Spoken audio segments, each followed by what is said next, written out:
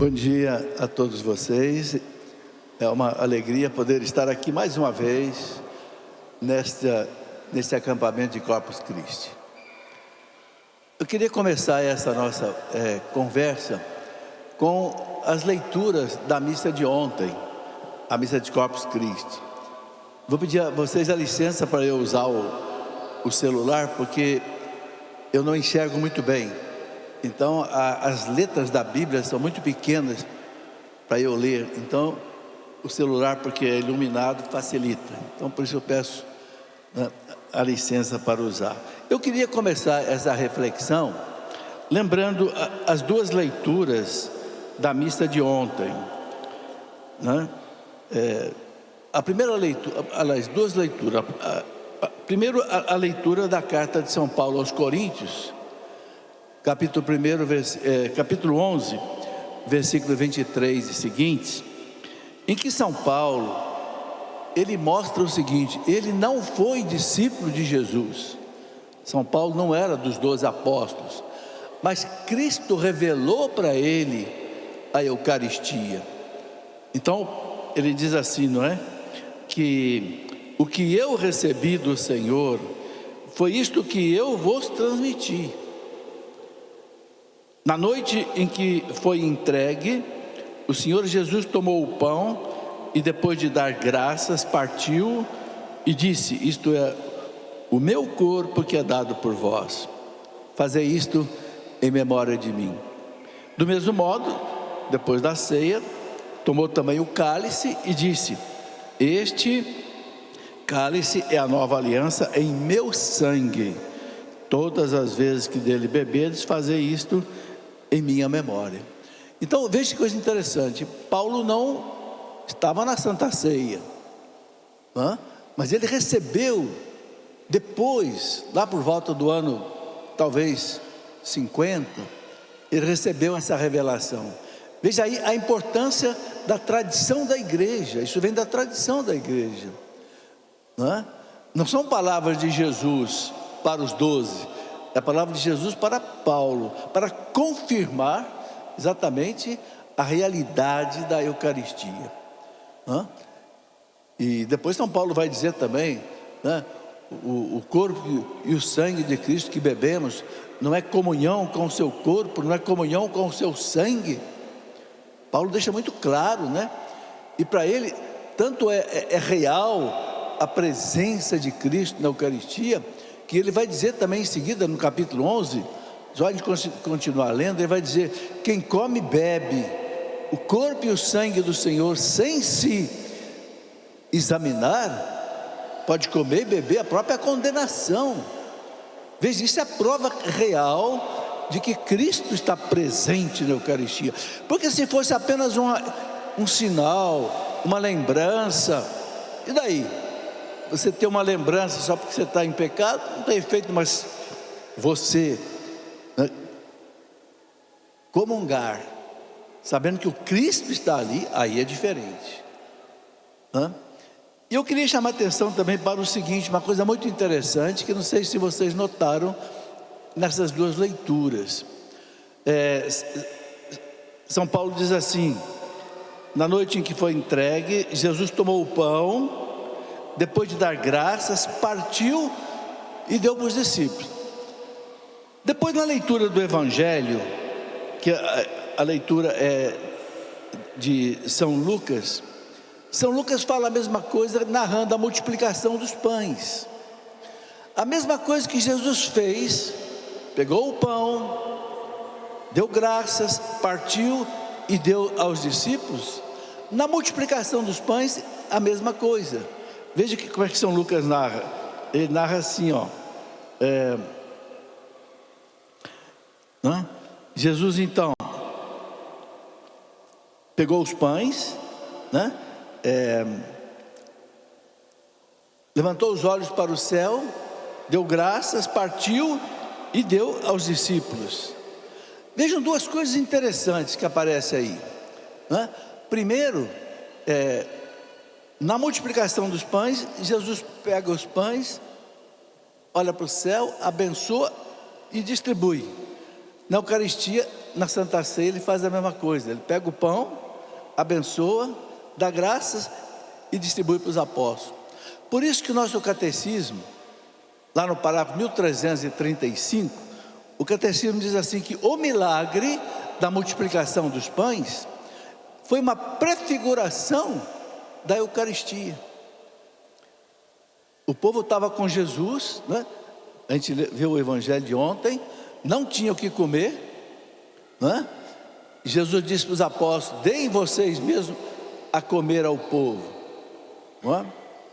Senhor, nós só tem aqui 5 pães e 2 peixes, o que vai fazer? Não é? Quando a gente lê essa mesma passagem no Evangelho de São João, capítulo 6, depois eu vou usar aqui essa passagem, capítulo 6 de São João, Jesus faz aquele discurso da Eucaristia, né? E quando Jesus, narrado ali no capítulo 6, a mesma multiplicação dos pães, que São Lucas também narrou, né? Ali, o apóstolo Filipe falou para Jesus: Senhor, nem 200 denários de pão seria suficiente para matar a fome desse povo. Nós estamos no deserto, manda esse povo embora. Não tinha o que comer. Gente, o que é 200 denários? Eu queria fazer uma reflexão com vocês. 200 denários, o denário era uma moeda romana que significava mais ou menos, era o valor de um dia de um trabalhador braçal. Vamos colocar aí R$150, por exemplo. Era o valor de um denário hoje. O apóstolo fala que nem 200 denários seria suficiente. Vamos fazer uma conta. 200 denários vezes 150 vai dar o quê? R$30.000. É como se o apóstolo tivesse dito para Jesus: Senhor, hoje nem R$30.000 seria suficiente para comprar pão para esse povo. R$30.000 daria para comprar quantos pães? Vamos colocar aí de 20 a 30 mil pães. Isso mostra o tanto de pão que era necessário para aquela multidão, que o apóstolo fala que só de homens tinham 5.000, mulher devia ter mais 5.000, além de crianças. Então vejam que realmente houve um milagre. Por que eu estou enfatizando isso? Porque pode ser que você tenha ouvido em algum lugar: não houve milagre na multiplicação dos pães, não. O que houve foi só uma partilha.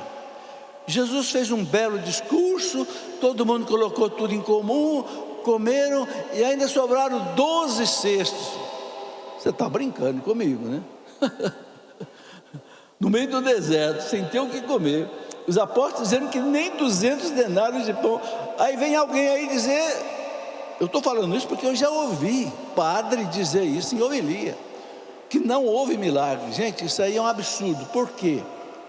Porque este é um milagre que mostra a divindade de Jesus. Só Deus é capaz de tirar alguma coisa do nada. Pegar 5 pães e matar a fome de 5.000. Pegar 2 peixes e dar para todo mundo comer, ainda sobrar. Essa é uma característica de Deus. Só Deus pode tirar alguma coisa do nada. Faça-se a luz, e a luz foi feita. Deus tirou o mundo do nada. Então esse milagre mostra a divindade de Jesus. Negar esse milagre é você negar a divindade de Jesus, pelo amor de Deus. Bom, eu queria agora meditar com vocês um pouco o capítulo 6 do Evangelho de São João. Por quê? Porque ali Jesus fez aquele célebre discurso sobre a Eucaristia. Repare que São João, ele não narra a instituição da Eucaristia na Santa Ceia, o que Mateus, Marcos e Lucas narraram. Por quê? Porque São João já tinha falado tudo no capítulo 6. E o que é esse capítulo 6 de São João? Se você tiver com a sua Bíblia aí, quiser seguir, é o capítulo mais longo do Evangelho de São João, tem 71 versículos. Por que ele é longo? Porque nesse capítulo, Jesus prepara os apóstolos para o discurso da Eucaristia que ele ia fazer. Então, primeiro, Jesus faz 2 milagres. Está narrado aí, começa no capítulo 6. Primeiro, ele faz a multiplicação dos pães. O povo estava com ele, essa multiplicação dos pães que nós já falamos aqui, ele fez a multiplicação dos pães, e o povo ficou tão impressionado que o povo quis fazê-lo rei. Então o que Jesus fez? Subiu para a montanha, porque ele não veio para ser um rei social, político, econômico. Jesus veio para ser um rei do céu. Então ele sobe para a montanha, passa a noite rezando, e mandou os apóstolos irem para Cafarnaum. Cafarnaum é aquela cidade onde morava São Pedro, que tem uma famosa sinagoga de Cafarnaum. Eles estavam numa cidade chamada Tiberíades. É uma travessia aqui, bastante longa. E os apóstolos pegaram aquela tempestade tremenda. E Jesus, 3 horas da manhã, em oração, percebeu aquilo. Tudo isso está narrado aí no capítulo 6. Ele vai andando sobre as águas para encontrar com os apóstolos. Vejam que cena, gente. 3 horas da manhã, tudo escuro. Naquele tempo não tinha eletricidade, não tinha farol iluminando os mares. Vocês imaginam a cena, um mar tempestuoso, os apóstolos apavorados que não conseguiam remar até Cafarnaum. Daqui a pouco um vulto aparece. Diz o Evangelho de São Marcos, quando ele narra isso, que os apóstolos começaram a gritar de medo, porque acharam que era um fantasma. E Jesus disse: não, calma, sou eu. Aí tem aquele episódio muito interessante de São Pedro, né? É o Senhor mesmo? Então faça que eu vá aí andando até o Senhor.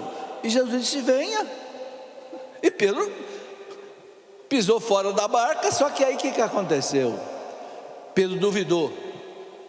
Ao invés de ficar olhando para Jesus, ele foi olhar para a tempestade, para o barulho do vento. Aí começou a afundar. É o que acontece com a gente nas tempestades da vida, nos momentos difíceis da vida, né? Ao invés de a gente fixar em Deus o nosso coração e a nossa mente, a gente fixa na tempestade. Aí você afunda. E aí Pedro grita: Senhor, salva-me. E Jesus: pois não, Pedro. Foi lá e perguntou, salvou Pedro. A gente também, sabe, quando estiver afundando, grita para Jesus: Senhor, salva-me. Ele vai salvar. Ele é misericordioso. Ele sabe que a nossa, né? Depois ele falou para Pedro, né? Por que você duvidou? Né? Por que é fraca a sua fé? Eu não te chamei? Você tinha que ter vindo. Bom, mas aí a barca chegou até Cafarnaum. Era de madrugada.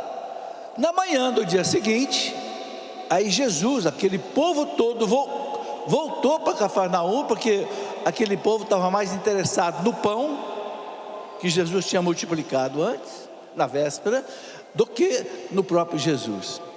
Então aquele povo foi todo atrás de Jesus, e Jesus começou a fazer o discurso da Eucaristia. Mas aí, gente, eu quero destacar 2 coisas aqui, muito importante vocês entenderem. Primeiro, por que Jesus fez esses 2 milagres? Primeiro, multiplicar os pães. Segundo, andar sobre as águas. Por quê? Para ajudar os apóstolos a entender o seguinte: primeiro, eu tenho poder sobre o pão, eu multiplico o pão. O pão se submete à minha palavra. Segundo, eu tenho poder sobre o meu corpo não afunda na água, eu tenho poder sobre o meu corpo. Então veja, se ele tem poder sobre o pão e tem o poder sobre o corpo, ele pode transformar o pão no seu corpo. Olha que ajuda psicológica que ele deu para os apóstolos, porque a Eucaristia é algo que desafia a nossa inteligência. Deus, esse pedacinho de pão é Deus. Mas aí o anjo que já tinha dito para Nossa Senhora, né? Para Deus nada é impossível. Ele vai mostrar aí, mas ele ajuda a nossa fraqueza. Eu tenho poder sobre o pão, eu tenho poder sobre o meu corpo não afunda na água. Então eu posso transformar o meu corpo, o pão, no meu corpo. Agora, por que ele faz isso? Porque esse aniquilamento de Jesus, gente, isso é um aniquilamento. Você já pensou, você está transformado num pedaço de pão? Mas aí está o milagre do amor de Deus, porque Ele quer estar com a gente, porque Ele sabe da nossa miséria. Ele disse: sem mim nada podeis fazer. Nada é nada. Então Ele quer vir a nós, exatamente como diz a missa, né? Para ser remédio e sustento para a minha vida. Eu gosto muito daquela oração que a gente pode fazer antes da comunhão, né? Senhor, eu não sou digno de te receber, mas seja para mim remédio, sustento para a minha vida.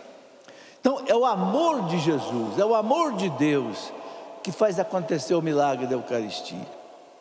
E é muito bonito também a gente lembrar que Ele instituiu o sacramento da Eucaristia exatamente na noite que Ele foi traído, naquela quinta-feira santa, que Judas saiu do cenáculo para ir entregá-lo aos sumos sacerdotes. É nesta quinta-feira santa mesma que Ele institui a Eucaristia, institui o sacerdócio católico. Fazei isto em memória de mim. Aí Ele está instituindo o sacramento da ordem para poder ficar. E hoje Ele fica no sacrário.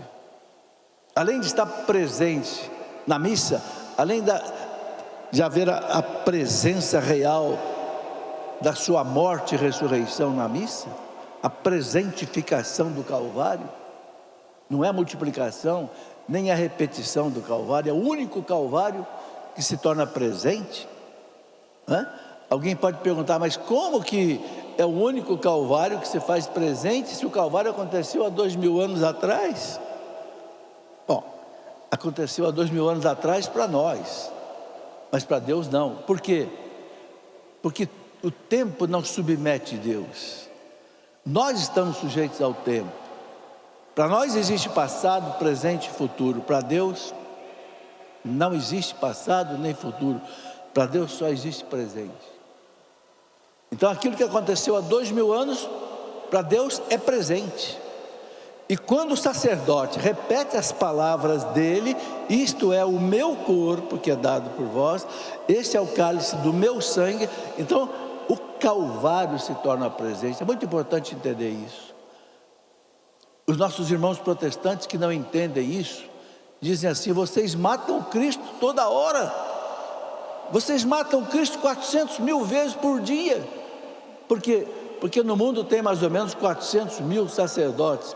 Se cada sacerdote celebra uma missa por dia, são 400 mil missas por dia. Aliás, mais, né? Que tem sacerdotes que celebram 2 missas, 3 missas. Nós não matamos o Cristo 400 mil vezes. É a única morte de Cristo que se torna presente sacramentalmente, para que a gente esteja presente agora diante do mistério da morte e ressurreição dele, que nós não estávamos há 2000 anos atrás, para que todos os cristãos do mundo inteiro, de todos os tempos e de todos os lugares, possam participar desse mistério da redenção. Então o Cristo se faz presente na sua paixão, morte e ressurreição. A teologia tem uma palavra para explicar isso. Ela diz que as ações de Deus são teândricas, uma palavra que é uma junção de duas: theos, Deus, e anthropos, homem, do grego. Então a junção de theos e anthropos dá o teândrico em português. Ou seja, as ações de Deus não se apagam no tempo. Você quer ver uma coisa interessante? O menino Jesus um dia apareceu vivo nas mãos de Santo Antônio. Outra vez o menino Jesus apareceu vivo na mão de São Benedito. Bom, mas espera aí, menino Jesus, você não cresceu? Cresceu, só que a minha realidade de menino Jesus permanece viva, o tempo não apaga. Estão entendendo? Isso é muito bonito, nós entendemos nessas ações teândricas de Deus. Bom, mas continuando então, o capítulo 6 de São João, ele chega em Cafarnaum, e aí ele começa a fazer o discurso da Eucaristia. Eu sou o pão vivo descido do céu. O povo já começa a estranhar: que história é essa, de pão vivo descido do céu? Ele começou a dizer fazer esse discurso espiritual do que ele significa para nós. Aí ele fala 3 coisas impressionantes, aliás, 3 promessas maravilhosas, né? Primeira promessa: quem come a minha carne, bebe o meu sangue, permanece em mim e eu nele. Olha que bonito, gente.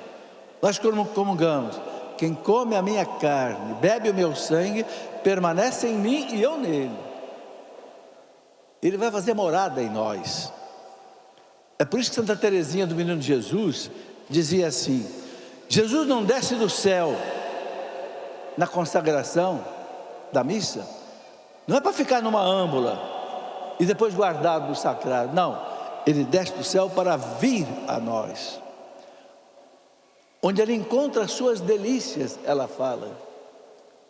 É preciso entender isso. Os santos tinham um sentimento da presença de Jesus que nós não temos. Santa Teresinha dizia: ele quer vir a nós, porque em nós é que ele sente as suas delícias. Que delícias são essas? Quando 2 pessoas se amam, o que elas querem? Elas querem estar juntas. Não é assim? Um casal de namorado que se ama, quer estar junto. Jesus é o amor da nossa vida, e a nossa alma é esposa de Cristo. Ele deu a vida pela nossa salvação. Então Jesus tem loucura de amor por nós. Se não fosse um amor enlouquecido, ele não teria aceitado morrer na cruz por você e por mim individualmente.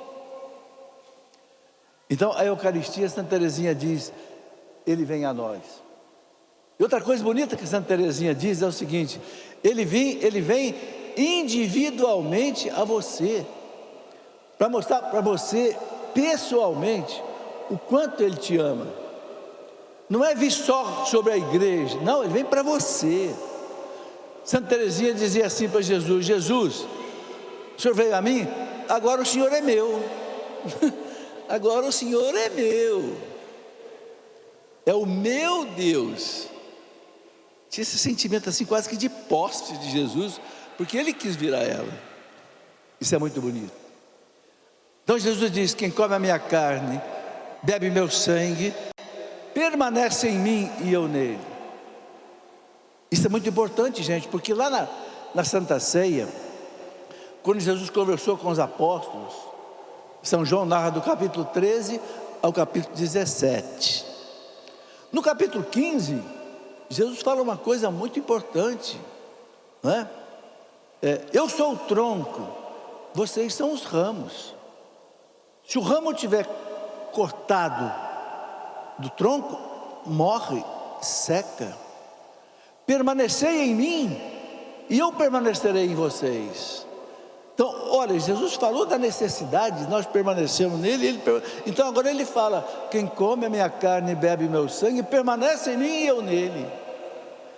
Então aquilo que ele mandou a gente fazer, ele criou o meio para que aconteça. Quem come a minha carne, está lá no capítulo 6, versículos 54, 55, por ali. Quem come a minha carne e bebe meu sangue, permanece em mim e eu nele. E é muito importante a gente entender isso. Santo Agostinho dizia assim: oh meu Deus, o Senhor permanecia em mim, mas eu não permanecia no Senhor. E eu buscava a felicidade fora de mim, esquecendo que o Senhor estava dentro de mim.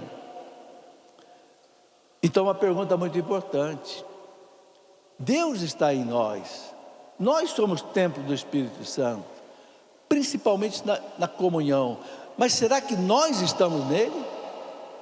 Ele está em nós, mas nós estamos nele? Bom, a segunda promessa que Jesus faz, lá na sinagoga de Cafarnaum, naquele discurso para o povo, segunda promessa, depois dele dizer: quem come a minha carne, bebe meu sangue, permanece em mim e eu nele, a segunda promessa é essa, né? Viverá por mim. Quem come a minha carne e bebe meu sangue, viverá por mim. Que coisa bonita, gente. Você saber que você vai viver por Jesus, com a graça de Jesus, com a força de Jesus e para Jesus. Viverá por mim. Você não vai viver na sua miséria, na sua fraqueza, no seu desânimo, no seu desespero. Não, você vai viver por mim, com a minha força, com a minha fé, com a minha esperança. E a terceira coisa que ele fala: eu o ressuscitarei no último dia. Vejo, gente, que 3 promessas fantásticas. Primeiro, quem come a minha carne e bebe meu sangue permanece em mim e nele. Segundo, viverá por mim. Terceiro, eu o ressuscitarei no último dia. Então a igreja ensina que a Eucaristia é penhor de vida eterna, é garantia de eternidade. Nós já começamos a experimentar o céu aqui na terra, quando a gente comunga bem. Por quê? Porque o que é o céu? O céu é Deus. Os santos dizem isso, o céu é Deus, né? Santa Elizabeth da Trindade, uma carmelita santa de 26 anos, né? Elizabeth de Trindade, ela dizia isso: o céu está em mim. Por quê? Porque Deus está em mim. Olha que coisa fantástica, que tudo isso que Jesus nos diz. Então, a pessoa que comunga bem, tem uma intimidade com Jesus, ela começa a viver o céu aqui na terra. Claro que de maneira ainda limitada, imperfeita, mas o céu é Deus.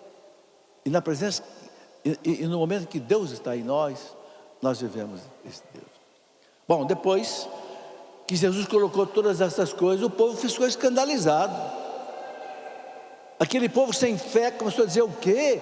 Esse homem vai dar o seu sangue para beber, sua carne para comer? Nós não somos antropófagos. E o povo começou a ir embora. É interessante que São João fala que seus discípulos começaram a ir embora. Gente, discípulo a quem já seguia Jesus. E aí o que Jesus faz? Ele percebeu que os próprios apóstolos também estavam meio vacilando. E ele pergunta para eles: vocês também não querem ir embora? Pode ir. Não vou abrir mão do que eu disse, porque o que eu disse é a verdade que eu preciso revelar. Aí vem Pedro, né? Sempre Pedro, né? Iluminado pelo céu: Senhor, a quem nós iremos? Só tu tens palavras de vida eterna. A quem nós iremos? Quer dizer, Pedro também não entendeu, mas Pedro agiu pela fé. Aí, gente, é que é importante nós entendermos isso. Nas coisas de Deus, a gente não tem que entender, porque a gente não entende. A gente tem que agir pela fé. E o que é a fé? A fé não é você ter provas. A fé é você acreditar, porque você acredita na pessoa que está falando. Quando seu pai fala para você: eu sou o seu pai, você não duvida. Você não vai fazer lá um exame de DNA para saber se o seu pai é de fato seu pai. Você acredita. Por quê? Porque você confia no seu pai. Quando você compra o pão na padaria para você tomar café, você come o pão sossegado, sem medo do pão estar envenenado, não é? Porque você confia na padaria. Os imperadores romanos, muitos deles eram assassinados, às vezes envenenados. O que o imperador romano fazia? Os Césares chamavam o cozinheiro para comer a comida que ele tinha preparado primeiro, depois o imperador comia. Olha que ponto você chega. Falta de fé, de confiança. Então, existe uma fé humana, existe uma fé divina. Qual é a diferença? A fé humana é você acreditar numa pessoa humana. A fé divina é você acreditar porque Deus falou. Então, por que nós acreditamos no mistério da Santíssima Trindade? Ninguém jamais vai entender, ninguém jamais vai explicar. Santo Agostinho quase enlouqueceu, querendo desvendar o mistério da Santíssima Trindade. O que Santo Agostinho, depois ele disse: Deus não é para ser entendido, Deus é para ser adorado. Adorado, não é para ser entendido. Ele disse: se você entendesse Deus, pode ter certeza que você entendeu um Deus falso, porque o Deus verdadeiro ninguém consegue entender. E aí, gente, está o nosso mérito diante de Deus.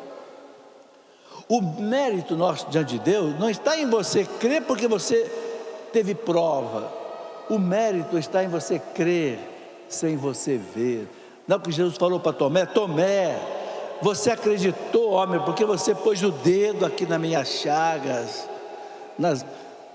Bem-aventurados, Tomé. Bem-aventurado quer dizer felizes.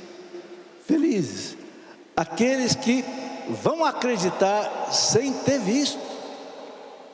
Então que beleza, gente, nós acreditarmos sem ter visto. Que beleza você comungar e ter certeza que você recebe Jesus. Que beleza você confessar como sacerdote e você saber que aquele sacerdote, em nome de Deus, perdoa os seus pecados. Que beleza.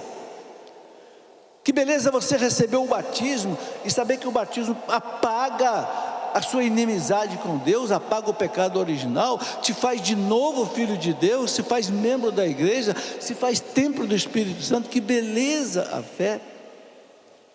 É por isso que a carta aos Hebreus diz, né? Lá no capítulo 11, versículo 6, sem fé é impossível agradar a Deus. Sem fé, você não acredita na Bíblia, você não acredita na Eucaristia, você não acredita no sacerdócio, você não acredita que Nossa Senhora está no céu intercedendo por nós, de corpo e de alma, você não acredita em nada. Então, esta fé na Eucaristia é fundamental. Creio, Senhor.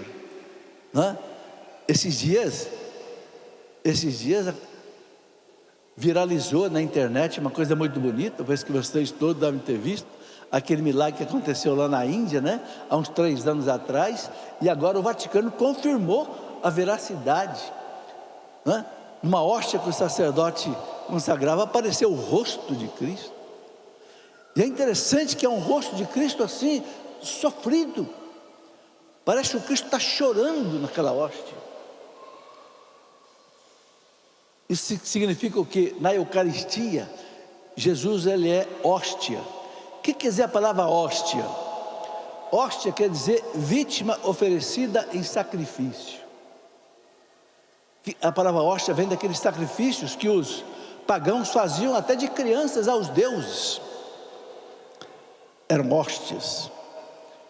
Jesus é aquela hóstia que se imolou pela nossa salvação. Por isso que ele fica ali presente na Eucaristia. Mas aí, gente, tem uma coisa muito importante. Muito importante, é a gente comungar bem. Eu queria destacar esse ponto. Porque não basta a gente comungar, é preciso comungar bem.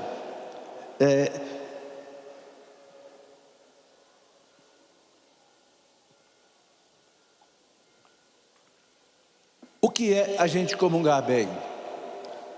Eu quero mostrar 2 livrinhos aqui para vocês, que eu escrevi já faz muito tempo, preocupado com essa questão de comungar bem. Primeiro, por que confessar? Como confessar? Muitas vezes a gente precisa se confessar, porque ninguém pode comungar com pecado mortal na alma. E depois eu escrevi um outro, né? Como se preparar para comungar? Como se preparar bem para fazer uma boa comunhão? Eu queria tocar nesses 2 pontos. Não basta comungar, é preciso comungar bem. Vamos fazer aqui uma comparação. Se você fosse receber na sua casa o Papa Leão XIV, o que você ia fazer? Meu Deus do céu, você ia preparar a sua casa da melhor maneira possível, não é? Lógico. Agora imagine se você vai receber Jesus, que é muito mais do que o Papa. O Papa é o vigário dele na terra, ele é Deus.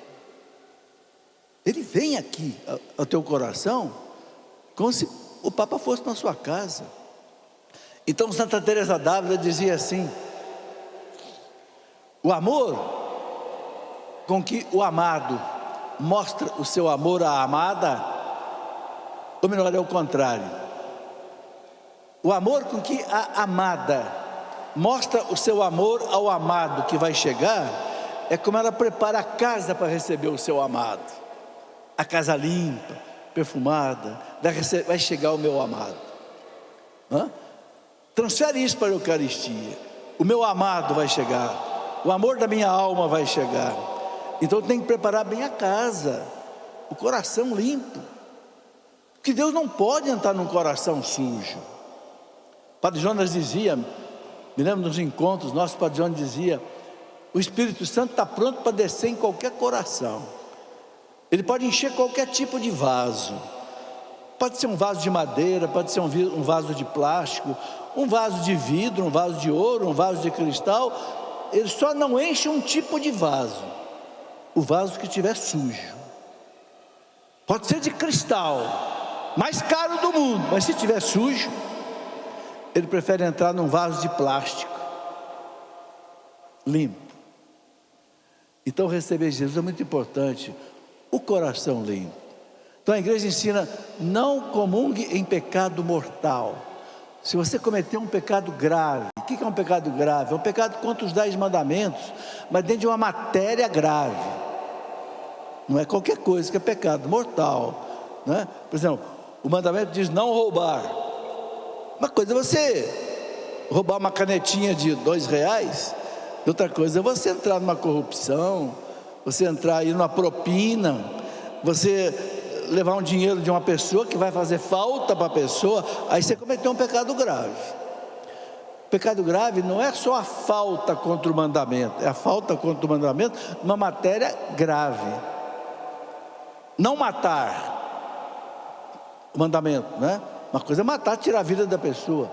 Outra coisa é você, quem sabe, maltratar a pessoa. Está dentro do mandamento não matar. Só que um é gravíssimo, o outro já não é tanto. Então o que importa é o seguinte: se a minha consciência, aí gente, vai a consciência. Se a minha consciência me acusa de um pecado grave, eu preciso me confessar, para comungar bem. Eu não posso receber o meu Senhor. Por isso que São Paulo fala, né? Primeira carta aos Coríntios, capítulo 10, São Paulo fala: quem come e bebe o corpo e o sangue do Senhor, sem se examinar, de qualquer jeito, pode estar comendo e bebendo a própria condenação. Então vejam, gente, a Eucaristia pode ser vida ou pode ser morte para a gente. Ou ela é vida, não é? Jesus diz: eu ressuscitarei no último dia. Ou é penhor de vida eterna, ou é morte. Então como confessar bem? Primeiro, um bom exame de consciência. Não ficar muito tempo sem confessar, porque se fica muito tempo sem confessar, você esquece os pecados. Segundo, estar arrependido dos pecados que você cometeu. Terceiro, ter o propósito diante de Deus de querer mudar de vida, de não querer cometer mais aquele pecado, mesmo que você possa cometer por fraqueza, mas na preparação da confissão você tem que prometer: eu não quero mais, Senhor, ainda que a minha fraqueza me derrube amanhã, mas hoje eu não quero. Quarto, confessar bem, contar ao sacerdote tudo, não esconder nada. Se for esconder alguma coisa, é melhor não confessar, porque aí você comete um sacrilégio, que é a profanação de um sacramento. Então, confessa bem. Ah, mas eu tenho vergonha, eu fico humilhado. Esta é uma santa humilhação. São Francisco de Sales dizia assim: quem não é humilhado não se torna humilde. É duro, né? Você chegar para um homem igual a você e dizer: olha, eu fiz isso, isso, isso e isso. Mas gente, aí está a libertação. Não é o padre que está recebendo a sua confissão, é Cristo que está no padre. Ele age in persona Christi, na pessoa de Cristo. Então aí você sai dali perdoado, aliviado. Gente, que coisa bonita a confissão. Um dia o Papa João Paulo II, ele disse assim: nós todos um dia vamos nos apresentar diante do tribunal de Cristo. E vamos mesmo, depois da morte. Está escrito lá em Hebreus capítulo 9, versículo 27, né? Está determinado que cada um, após a morte, é julgado. Bem, está determinado. Mas o Papa João Paulo II disse assim: tudo aquilo que você confessou e que foi perdoado, acabou. Não vai aparecer mais no seu julgamento diante de Deus. Você pode ter feito os piores pecados do mundo, mas se você se arrependeu, se confessou de verdade, acabou. O catecismo da igreja, se eu não falho aqui a minha memória, no parágrafo 978, ele diz assim: não há pecado que a igreja não possa perdoar se a pessoa estiver arrependida e não queira voltar ao pecado. Pode ter matado 1000, se arrependeu mesmo, do fundo da alma, não quer mais, então Deus o perdoa. Olha que beleza, gente. Não tem nada nesse mundo igual a confissão, gente. Por que foi a primeira coisa que Jesus fez depois que ele ressuscitou, no domingo da ressurreição? Foi instituir o sacramento da confissão. Apareceu aos apóstolos no domingo da ressurreição, não foi? À noite no cenáculo. E o que ele fez ali? Instituiu a confissão. Assim como o Pai me enviou, eu vos envio a vós. A quem vocês perdoarem os pecados estarão perdoados. Olha que coisa linda.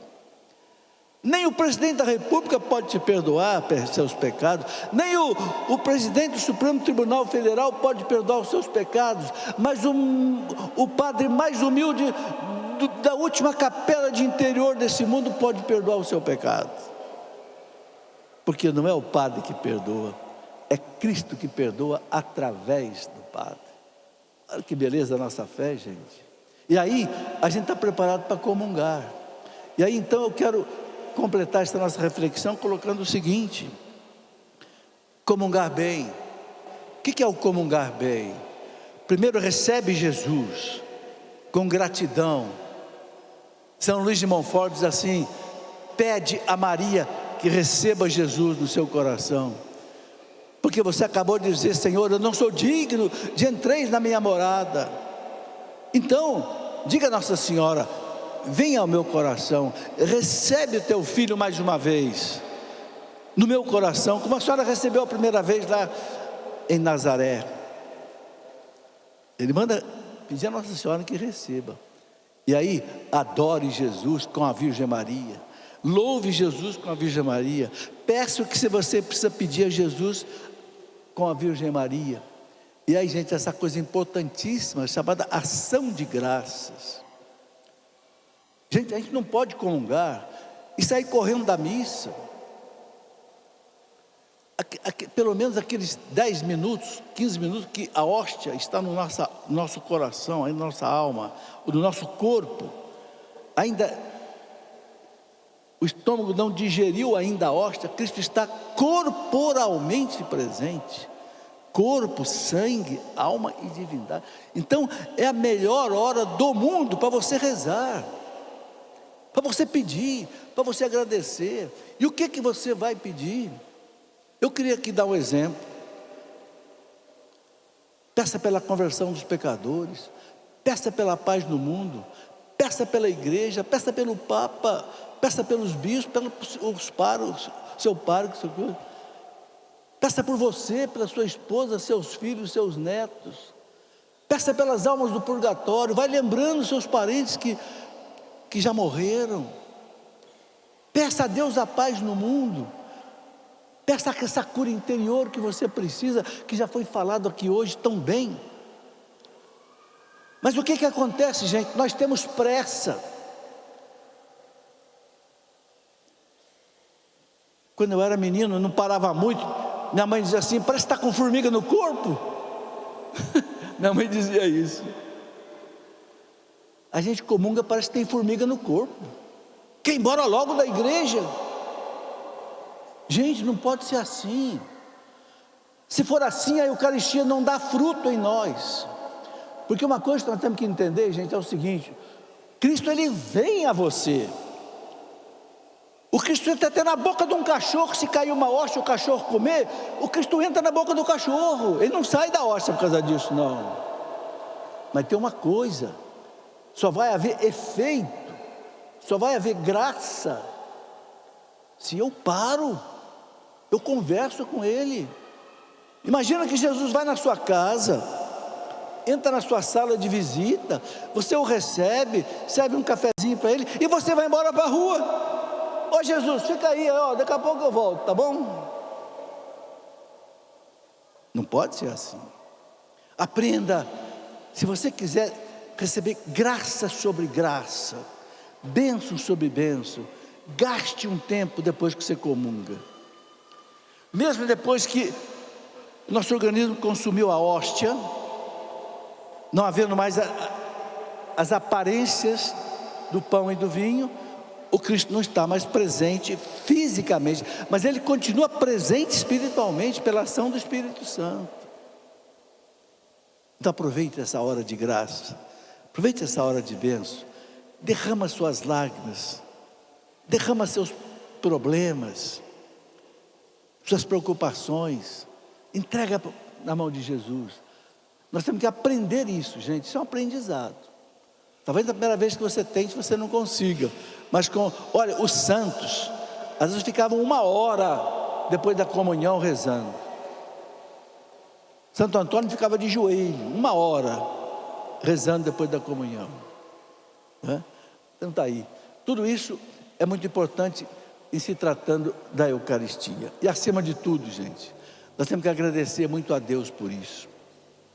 E como é que a gente pode agradecer muito? Uma das maneiras muito interessante é diante do sacrário.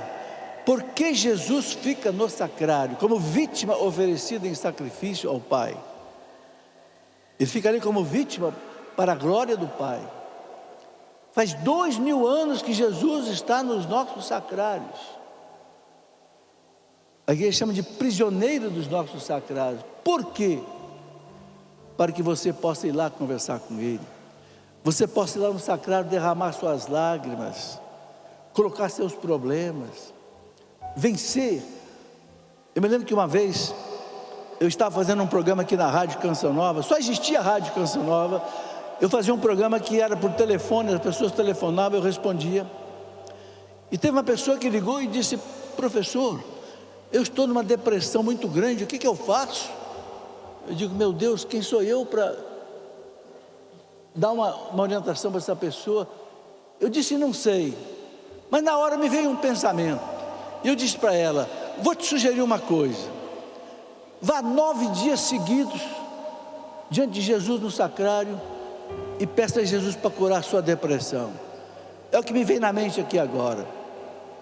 Gente, passaram 15 dias, essa pessoa telefonou de novo: professor, eu estou ligando para dizer que eu estou curada da depressão. Olha que coisa maravilhosa. O que é a presença real de Cristo ali no sacrário. Que coisa bonita. Não é Ele que marca a hora para se encontrar com você, é você que escolhe a hora de se encontrar com Ele. Por isso que Dom Bosco dizia, né? E aqui eu termino com esse pensamento de Dom Bosco: vá sempre ao sacrário, nem que seja rapidinho, vá sempre. Se você quiser muitas graças, vá sempre ao sacrário. Se você quiser poucas graças, vá poucas vezes. Se você não quiser graça nenhuma, não vá nunca. É o que Dom Bosco ensinava. Um abraço, que Deus os abençoe.